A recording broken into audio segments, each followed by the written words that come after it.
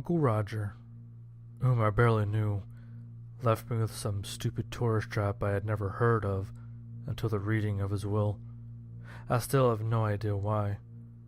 My other relatives always changed the subject every time I tried to bring it up, but not with shame or disgust. They were just as oblivious as I was. I had originally planned on trying to sell it, if possible, or maybe even just leaving it abandoned, but for some reason or another, I eventually worked up the will to make the 2-hour drive to the middle of abso-fucking-lutely nowhere. And then, after an endless stretch of highway, I found it. The Shack of Living Horrors. It was some kind of shock attraction, as the name implied. It didn't look too impressive from the outside, just some mangy backwoods building decorated with a single gaudy neon sign.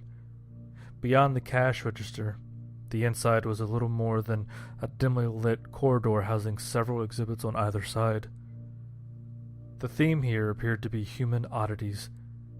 Each exhibit featured an admittedly impressive display of craftsmanship and animatronics. The displays housed characters such as the Boneless Boy, little more than a glistening wad of flesh with a few hairs poking from its surface. It would shudder every now and then, as if it were in pain.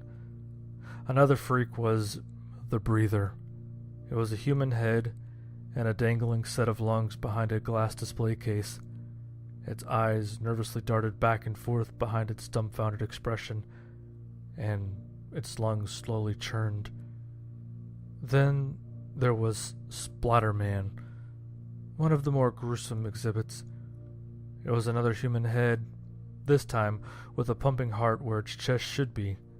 Its skin appeared to be sliced and peeled back in neat, precise cuts, with the ends tightly wrapped to a square metal frame, like a morbid spiderweb.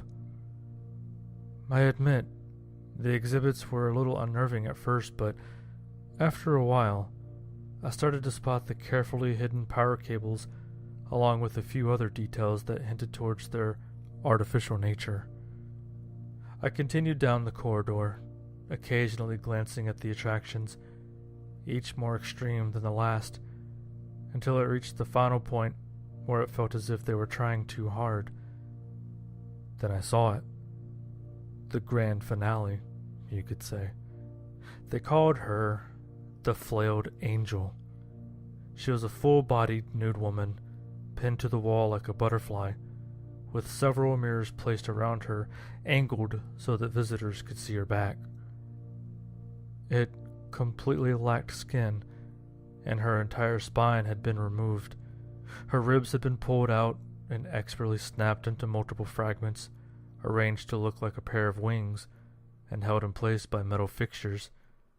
The subtle geometric bulges on her torso suggested that there was some foreign structure inside her to keep her from collapsing. Her eyes, lips, and fingers twitched subtly. It was barely noticeable. After completing the tour, I returned to my car and quietly drove home.